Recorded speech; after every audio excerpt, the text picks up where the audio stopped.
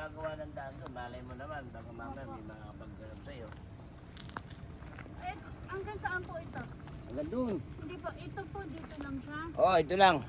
Hanggang doon, sa may daan doon. Malayo pa yan, hanggang doon eh. Kulang apat ata yan. Kulang pumunta ka lang gano'n. Hindi ko siya siwat, pero... Kasama mo ba yan? Hindi, ito lang, ang boundary niya. Ito. Oo. Pwede naman nalalakad-lakanin ng gano'n eh. Ita. So, hanggang na lang gawa na dito. Alam yung Radyo Bernardo. Ayan. Ngayon, yung mag-watch sa Radyo Bernardo, isang Radyo Bernardo na tayo sa Wong. Oh, may gulit dito. Dito.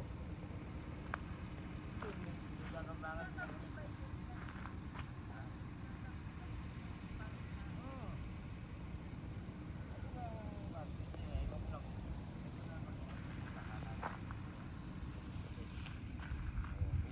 Yung buyer po kasi.